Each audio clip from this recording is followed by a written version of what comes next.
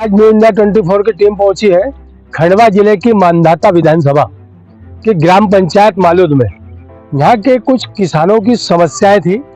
आपका नाम बताइए। मेरा नाम कन्हैया राठौर है और मैं खंडवा जिले के किल्लोद ब्लॉक के ग्राम मालूद पंचायत से संबंधित हूँ। और जो इंदिरा सागर जो बांध बना था उसमें मालूद में 2002 से ये हमारी खेती प्रभावित हुई है ना, कृषि भूमि। तो उसमें शासन द्वारा क्या हुआ, 2002 में हमारी जो कृषि भूमि थी कम से कम 8 एकड़ का रकबा था। फिर वो बंटवारे में 4 एकड़ हुआ। उस 4 एकड़ के रकबे को शासन द्वारा NHDC द्वारा कभी 18 आ रहा, कभी 5 आ रहा, इस प्रकार टुकड़ों में उसको डुबाया और टुकड़ों टुकड़ों में पैसा दिया। वो भी 40 के सिंचित भूमि थी, उसकी दर लगाया था उनने 40,000 रुपये प्रति एकड़ सिंचित भूमि की।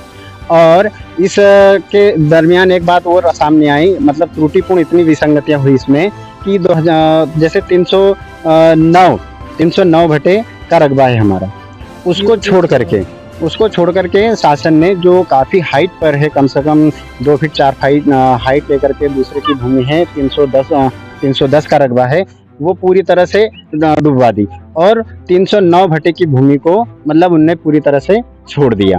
और हम इसके दरमियान में कई बार 2002 से वर्तमान तक 2025-26 चल रहा है, कितनी ही बार कलेक्टर महोदय को आवेदन दे चुके हैं। कलेक्टर महोदय द्वारा भी इसका उचित निराकरण नहीं किया गया।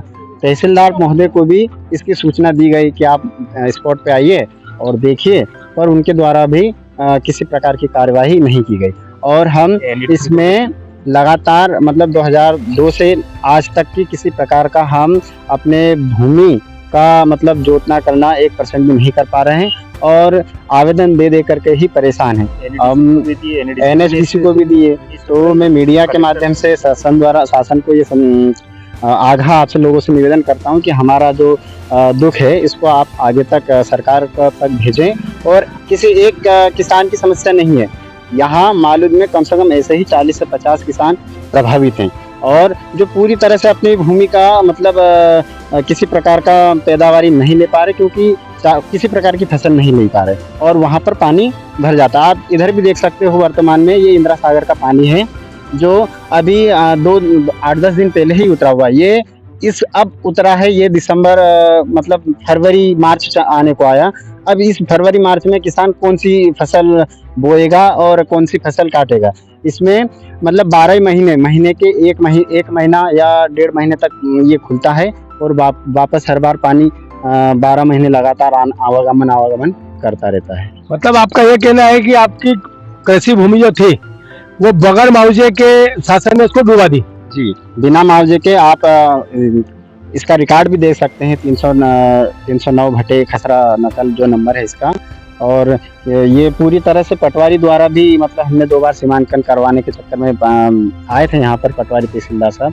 तो काफ़ी हद तक 90% भूमि मतलब उसमें पानी भरा हुआ है। मजबूरी ये थी पटवारी जी की कि वो पानी में घुसकर सीमांकन तक नहीं कर पाया था। इसके मतलब ग्रामीण जन बहुत लोग इसके गवाह हैं, साक्ष्य हैं, और स्वयं पटवारी तहसीलदार भी वो अंदर नहीं घुस पा रहे थे। जिसके बावजूद हमने बोला, उनसे निवेदन करा कि आप इसका निराकरण करो, लिखित में दे दीजिए कि ये पानी घुसा हुआ है, किसान की भूमि डूबी भी नहीं है और उसका वो किसी प्रकार से भी लाभ नहीं ले पा रहा है, पर उनने लिखित में देने से भी इस बात में मना कर दिया। आपका ऐसा कहना है कि आपकी भूमि के आगे की भूमियां जो है वो डूब चुकी है, उनको मुआवजा मिल चुका है, और आपकी भूमि पहले है उसके बाद भी आपको मुआवजा नहीं मिला? जी बिल्कुल सत्य है। हमारे ऊपर से जो भूमि है वो डूब गई, उसका पूरा मुआवजा भी मिल गया, और उसके नीचे जो पहले डूबना है, जो पहले डूबता है पानी में, पहले जिसमें घुसता है, उसका आज तक मुआवजा नहीं दिया। और जबकि कई बार इनने तहसीलदार पटवारी इनने खुद अपने आंखों से देख गए, हमने NHDC भी देख गए, कितनी बार आवेदन भी दे दी, पर कोई मतलब नहीं निकला इसका। मतलब आपका कोई न्याय नहीं मिला? आज तक कोई न्याय नहीं मिला। शासन द्वारा हमें बार बार प्रताड़ित किया जा रहा है और ऐसे एक किसान की समस्या नहीं है। मालूद गांव के अंतर्गत 40 से 50 ऐसे किसान प्रभावित हैं और परेशान है शासन से और शासन के नियमों से, पर इसका आज तक कोई निराकरण नहीं हुआ है। न सरकार घोर डाली, न NHDC घोर डाली। इस प्रकार का मतलब समस्याओं से ग्रसित है और मतलब ये गांव भी मतलब एकदम डूब के इतने नजदीक है कि घरों में पानी घुस जाता है। यहाँ रोजगार के क्या साधन है? रोजगार का 1% कोई साधन नहीं है। 12 महीने ऐसा होता है कि बीवी बच्चों को इंसान छोड़ता है घर पर, और जो कमाने वाला है व्यक्ति वो इंदौर, मुंबई, अन्य बड़े बड़े नगरों में जाता है, मेहनत मजदूरी करता है, 2000-5000 रुपये लाता है, खाता पीता है और पुनः वापस भग जाता है बीवी बच्चों को छोड़कर। यही प्रक्रिया और यही दिनचर्या 2002 से चल रही है। किसी प्रकार का रोजगार नहीं, ना किसी प्रकार का कोई काम धंधा नहीं, बस आवागमन करना, नगरों से लाना, खर्च करना और वापस चले जाना। और बहुत दयनीय स्थिति में है ये गांव। इसको विस्थापित भी नहीं किया जा रहा। कई लोगों के मकान डूब गए पर उनको अनुदान नहीं दिया गया, और कई लोगों की पूरी भूमि डूब गई, लेकिन मकान लेकर के वो बेटा है, मकान लेकर के क्या खाया आदमी। ये समस्या को लेकर आपके विधानसभा क्षेत्र के विधायक जी जो है नारायण जी पटेल, उनको आपने अवगत कराया या नहीं? जी, इससे पहले भी नारायण पटेल ठाकुरनी के जो हुआ करते थे, इससे पहले राजनारायण जी, उनको भी ये समस्या भली भांति पता है।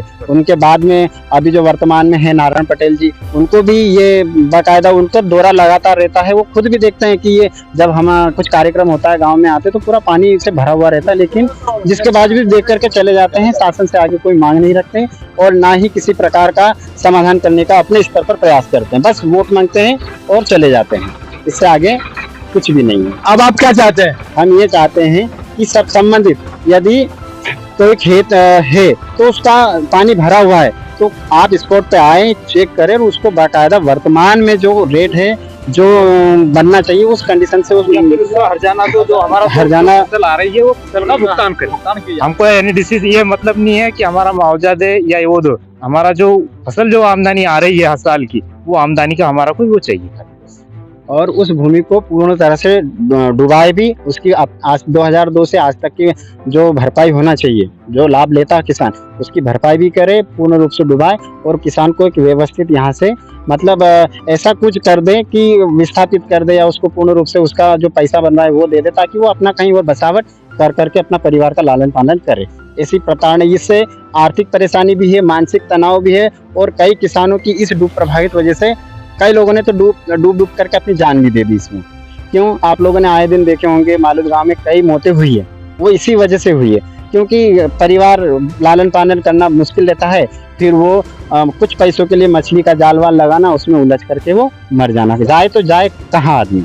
अब बीवी बच्चों को भूखा तो मार नहीं सकता, और बार बार महानगरों का दौरा कर करके वो कितना कमा लेता है, 2000-4000 रुपये, और फिर वापस उसको खर्च करके कितना जाता है। इससे उसकी आर्थिक स्थिति तो इतनी दयनीय है कि कई लोग भूखे मर रहे हैं यहाँ, लेकिन सरकार की कोई नहीं है। उनके कान में जू ही नहीं झेक रही है सरकार की। आज 2002, आज 25-26 साल से लगातार ये प्रक्रिया चल रही है, और आवेदनों पे आवेदन आप कलेक्टर ऑफिस में, NHDC ऑफिस में आप एक बार दौरा कीजिएगा। मेरा निवेदन है सभी ग्रामवासियों की तरफ से कि कितने ही आवेदन मिलेंगे, सैकड़ों के 60 में। पावतियां हैं हमारे पास, उसी रखी हुई है, पर उसका कोई औचित्य नहीं है। और दूसरी समस्या है कि किसान की ये भी परेशानी है कि वो क्या बार कोर्ट कचहरी, बार NHDC, कलेक्टेड या जबलपुर, ऐसे ये मामले अनपढ़ गवार है यहाँ का किसान, ये चीज़ों को नहीं जानता, जिसका सरकार पूरी तरह से फायदा उठा रहा है, और साथ में NHDC भी फायदा उठा रहा है। पूरी तरह से जानकारी न देना, उनका समाधान न करना, आज 26 साल हो गए। इस प्रकार से मानसिक तनाव में जी रहा है ये गाँव।